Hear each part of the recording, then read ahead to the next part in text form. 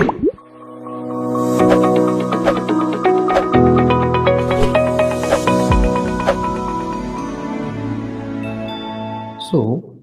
today our topic is basically aldehydes and ketones. Fine. Now you know what is aldehydes and ketones, right? Aldehydes are when the carbonyl carbon, which is the C double bond O carbon, that will be attached to at least one hydrogen, right? So this type of aldehyde is known as your, if I go with the IUPAC name, this is methanal, right? Okay. Okay. So if I go for the higher order aldehydes, it will look like this one. And you tell me the name of this compound, this one, that is having two carbons, right? 1 and 2. So it is Yes, sir. called ethanol, isn't it? Ethanol. The IUPAC name, right? So aldehydes are basically having a C double bond O group attached to at least one hydrogen atom, right? At least to one hydrogen. Okay. So this is the general form of an aldehyde, the general formula of any sort of aldehydes, right? Okay.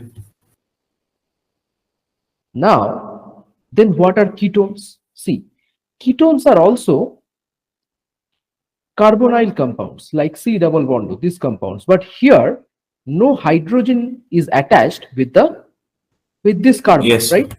So if it is both the alkyl groups, then it's a ketone, right? And this is the name of this ketone is 2-propanone or propan 2-one, right? Yes, sir. And the common name for this one is acetone. The common name. Sometimes in the exam, they give us the common name in the question paper. So this is the simplest ketone, which is called the propanol. Now, if we go with the higher members, it can look like this. This one. Tell me what is the name of this ketone then? It is Uh, 1, 2, 3, 4. Yes? it will be propane. No. See, if I go with the IUPAC name, so it will be 1, 2, 3, 4, right? From this side, the numbering will start, isn't it? Yes, sir. So it is having 4 carbon atoms, so it will be bute, right? But if we go with the overall naming of the compound, it will be butan 2-one, right? Or 2-butan, isn't it? Uh-huh. And so the ketones, all the ketones having this sort of structure. If I go with the, let us write the general formula. So it will be like this. If one carbon, that is the carbonyl carbon, C double bond O, if it is attached with two alkyl groups, right, means no hydrogen will be there, then it is called a ketone, right? Fine. Yes, sir. Good. Next,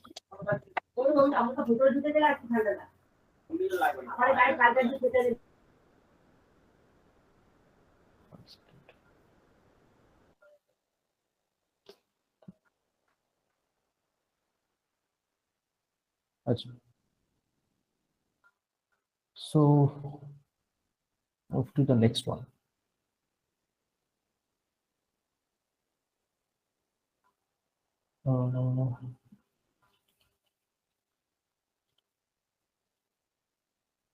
Achha, how can I change this? 1 second, huh? Sorry. Yes, sir.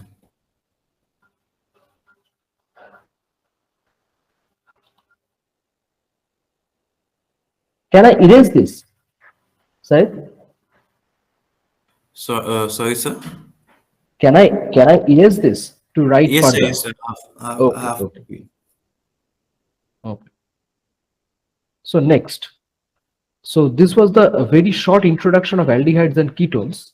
Next, let's move to the preparation of them, right? Preparation of aldehydes and preparation of ketones. See, preparation of aldehydes.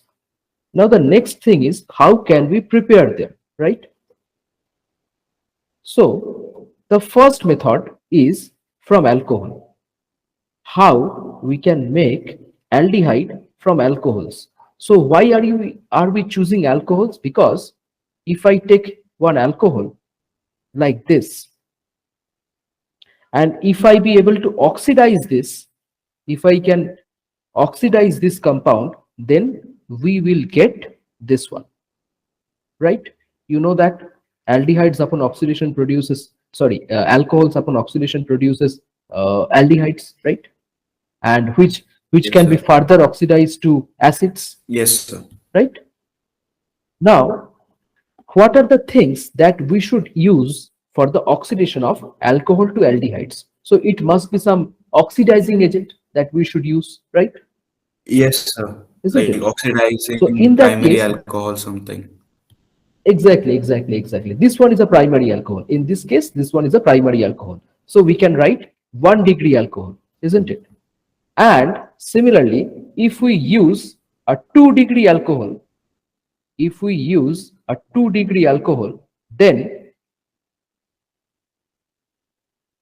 upon oxidation, it produces a ketone, right? Okay. When it's a 2 degree alcohol, upon oxidation, it produces a ketone, a formula like this, right? Now the thing is, what are the reagents? There are a lot of reagents for the oxidation. Now one problem with the oxidation is that, see, this is OH group, right? So if we oxidize the alcohol, it will primarily go to the acid if we do not control the reaction. So we need a controlled oxidation process, isn't it? Yes, sir. If we can't control the oxidation, we will get the acid as the final product, right? Yes. So we have to choose some specific oxidizing agents which will be able to deliver us only the aldehydes and not the acid. So in that case, we have to stop the reaction at the aldehyde state, isn't it? We have to stop it, right? Yes, sir. Okay. So the thing that there are a list of oxidizing agents, but we should be picking some of them, right? So in that category, the first thing that is coming is, let me erase this part so that I can write. See, the first thing that we use is, suppose we are having a compound like this. And what is the name of the compound? This is acid chloride or acyl chloride. Why? Because this group is called the acyl group, RCO group, right? Now, we have to oxidize this in order to get this one. Sorry, in this case, in if it is a ketone, so we have to reduce it to get the aldehyde, isn't it? We have to get this sort of aldehyde. So how can we do it? If we use hydrogen in palladium BaSO4, we can get the aldehyde, right? So this reaction, the whole reaction is called this. See, this is a reduction process, right? Why this is a reduction? On expense of Cl, one hydrogen is coming, Yes, and sir. hydro H2 is getting used. So Yes. this process is called Rosenman reduction. Okay. After the name of the discoverer, this process is called the Rosenman reduction. Now, you might be wondering that why BaSO4 is getting used. Can you tell me why a BaSO4 and not some other things? Because BaSO4 is acting as a catalyst poison just to stop the reaction at the Okay. aldehyde state. Getting it? So this is BaSO4 is acting as a catalyst poison so that we are getting only the aldehydes, right? Okay. So this process is very important for exam purpose also. This is called, one second, this is called Rosenmund reduction, right? This is a very excellent method for the preparation of aldehydes, right? And there are other methods also. See, I have already told you that on oxidation we can get aldehyde, and aldehydes are further oxidized to acids. Then what are the reagents that we should use here? Here we can use oxidizing agents like CrO3. What is CrO3? Chromic oxide. And we can use pyridine, C6H5N. What is this called? This is called pyridine, right? So this is a mild oxidizing agent just to stop the reaction at the aldehyde step. Getting it? Any confusion? Uh, Says Sir, please can you repeat this part yes. again? This part, right? Yes, sir. Okay. See, okay. See, this is the Yeah, primary alcohol or 1 degree alcohol, right? This one. Now, if I want to get, if I need the aldehyde, only the aldehyde and not the acid, so we have to use some selective oxidizing agent just to stop the reaction at the aldehyde step, yeah, isn't it? Right? So in that case, we will be using some mild oxidizing agents and not the stronger ones. The stronger ones are easily available. They are called potassium dichromate. They can be potassium permanganate, right? But here we will be using only CrO3 in pyridine. This is called a mild oxidizing agent, which just converts the CH to OH, the alcoholic part, to the aldehyde part, and we will get only the yeah, aldehyde and not the acid, right? This is called a mild oxidizing agent. There are lot many agents also. One yeah, reagent is yeah, chromic oxide in acetic anhydride. One reagent is chromic oxide and pyridinium chloride. That is called PCC. You know that Collins reagent, yeah, yeah. Sarkar reagent. You know these things, I guess, right? Yes. So this is the purpose of the using these things so that we can successfully stop the reaction and get a good yield of the product, right? And we already talked about the Rosenman reduction, which is the reduction of C double bond O group to C double bond, and hydrogen will be connected, chlorine will be removed, right? So this is called Rosenman reduction, and the general oxidation procedures will be like this. Next, acha, can I erase this, sir? Yes, sir. The latter Yes, part? yes, Okay, sir. okay, okay, okay. Achha, next reaction is, if I use cyanide compounds, means nitriles. I think you know this. See, if I use RCN, so what is the name of this compound? Alkyl nitrile. If I go with the IUPAC name, Yes, right? sir. Alkyl nitrile. So here, if we use SnCl2 concentrated HCl and followed by a hydrolysis, we can get this compound RCHO, right? And this reaction after Stephens, this is called Stephens reaction. Stephens reaction.